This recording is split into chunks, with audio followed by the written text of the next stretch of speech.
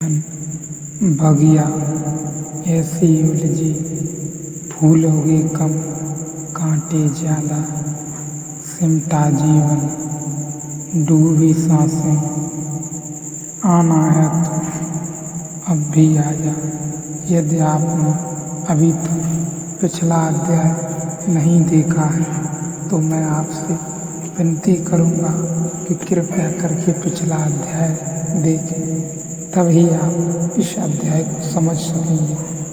कहने का अर्थ है बिना अध्याय पिछले देखे इस अध्याय में एंटर न करें, और समझ सकते हैं तो फिर देखें। जो गीत आपको नचा न सके वह गीत नहीं। कान ने सुन लिया लेकिन प्राण तक नहीं पहुंचा, लेकिन गीत जब प्राण पर पहुंच जाता है तो नृत्य बन जाता है।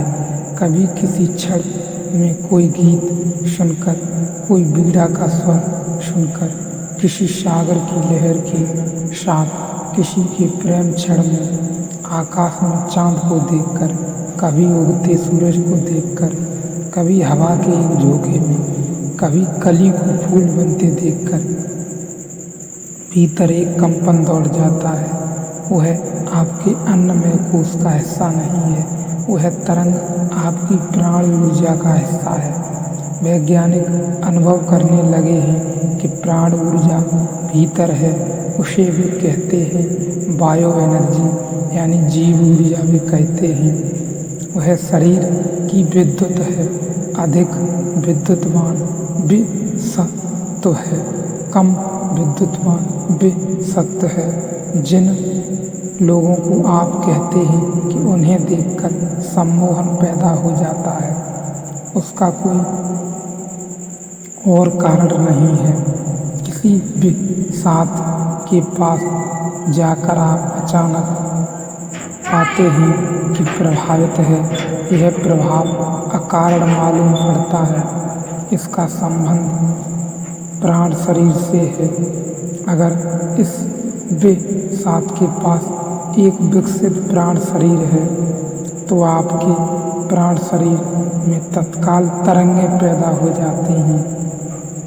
यह प्राण शरीर को छू लेता है। यह कितनी ही दूर से हुआ जा सकता है, यह कितनी भी दूर हो फिर भी छुआ जा सकता है। इसके लिए दूरी का कोई सवाल नहीं है। अन्नमय शरीर के लिए ही दूरी का सवाल है। प्राणमय शरीर के लिए दूरी का कोई संबंध नहीं है, ना ही इस प्रकार का कोई भ्रम है।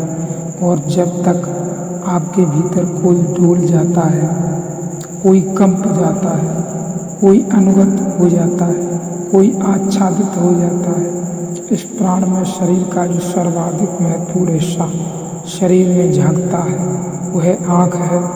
इसलिए आँख से ज़्यादा जीवित और कोई चीज़ शरीर में नहीं मालूम पड़ती है। बाकी शरीर मुर्दा मालूम पड़ता है। आँख असल में दोहरा तल है। आँख वह जगह है जहाँ से आपके अन्नमय शरीर से आपका प्राणमय शरीर बाहर झांकता है। इसलिए आँख इतनी जीवंत और तरंगित है। इसलिए आँख में लहरें तत्क्षण दौड़ जाती हैं। आपके हाथ में क्रोध आने में बहुत देर लगेगी। जब यह मुट्ठी बांधेगा, खून दौड़ेगा और हमले के लिए दौड़ेगा। आँख एक क्षण में क्रोधित हो जाती है। आपके शरीर तक प्राण की प्रेम की लहर दौड़ने में बहुत साथ लग जाएगा। प्रतीक्षा करनी पड़ेगी। आँख तत्काल प्रेम में पड़ जाती है। आपकी आँख आपके प्राण शरीर की भाषा है, और आपकी आँख को जांचा जा सके ठीक से तो आपके प्राण शरीर के संबंध में सब कुछ कहा जा सकता है। आँख पूरे साथ खबर दे रही है कि भीतर क्या हो रहा है। आँख बहुत तरंगित है। यह जो दूसरा प्राण शरीर है, इस प्राण शरीर की भी बुद्धि की जरूरत है। इस प्राण शरीर को भी पारदर्शी बनाने की जरूरत है।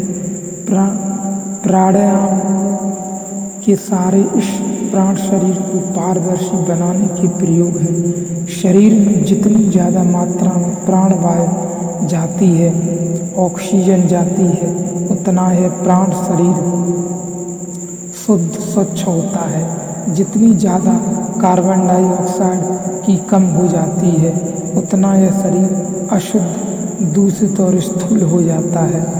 इसलिए दिन में नींद आनी मुश्किल होती है, रात में नींद आनी आसान होती है, क्योंकि रात पृथ्वी पर ऑक्सीजन की मात्रा कम हो जाती है और ऑक्सीजन कार्बन डाइऑक्साइड की बढ़त हो जाती है। दिन में ऑक्सीजन की मात्रा बढ़ जाती है, कार्बन डाइऑक्साइड की कमी हो जाती है। इसलिए ब्रह्म मुहूर्त में उठने वालों लोगों का जो ख्याल था वह यह नहीं था कि ब्रह्म मुहूर्त में उठना चाहिए, वह यह था कि ब्रह्म मुहूर्त में उठ जाना चाहिए, कि ब्रह्म मुहूर्त में उठ जाना सहज ही होना चाहिए। क्योंकि जब सूरज उठने लगा तब अगर आपका प्राण शरीर प्रभावित नहीं होता तो बहुत जड़ बना लिया आपने, उसको सूरज जग रहा है, पौधे तक प्रभावित हो गए, पक्षी गीत गाने लगे और आपका प्राण शरीर आंदोलित नहीं हो रहा है और आप बिस्तर पर करवटें ही बदल रहे हैं और लेते ही चले जा रहे हैं, तो आप बहुत पथरीले हो गए हैं। यह जो प्राण शरीर है, यह चूंकि ऊर्जा है, इसलिए प्राणवायु से प्रभावित होता है। इसलिए जितनी गहरी सांस ली जा सके उतनी हितकर है, उतनी लाभदायक है। इसे सहज हिस्सा बना लेना चाहिए। उथली सांस न लें, मत लें। जितनी गहरी सांस होगी उतने आप प्राणवान होंगे और जितनी गहरी सांस होगी आपकी मेधा प्रखर होगी। स्त्रियां अगर बुद्धिमानी में पुरुषों से पिछड़ गईं तो उसके बहुत कारणों में से एक कारण उनकी गलत आदत है उथली सांस लेने की। जानवरों में ऐसी नहीं दिखाई पड़ता कि मादा और पुरुष में कोई बुद्धि का इतना फासला हो, कोई फासला दिखाई नहीं पड़ता। आदमी में बहुत फासला दिखाई पड़ता है। इसमें और हजार कारण हैं। एक कारण यह भी है कि स्त्रियां उथली सांस लेती हैं। उथली सांस लेने का कारण है कि स्त्रियां निरंतर स्तन के संबंध में अति सचेतन हैं, स्तनों के संबंध में अति सचेतन हैं और अगर स्तन बड़े करने हैं तो उथली सांस उपयोगी है। स्तन छोटे रह जाएंगे, गहरी सांस होगी, लेकिन बड़े आनंद की बात है, बड़े की कोई ज़रूरत भी नहीं है। यह बहुत आनंद की बात है कि आदमी की मादाओं को छोड़कर पशु मादाओं में स्तन समय पर बड़े होते हैं, फिर छोटे हो जाते हैं। जब बच्चे को दूध की ज़रूरत होती है, सिर्फ स्त्री ने ऐसे स्तन विकसित किए हैं। जब दूध की ज़रूरत नहीं तब भी बड़े रहते हैं। यह कम सांस लेने का उपयोग है। पेट तक सांस जाए तो स्तन उतने ही होंगे उतने शरीर के लिए ज़रूरी है। अगर स्तन बड़े करने हैं, वे पेट तक को भीतर सिकोड़े रखना ज़रूरी है, तो पेट तक सांस नहीं जानी चाहिए। सांस यदि पेट तक जाएगी तो शारीरिक जो भी क्रिया है वह घटने लगेगी।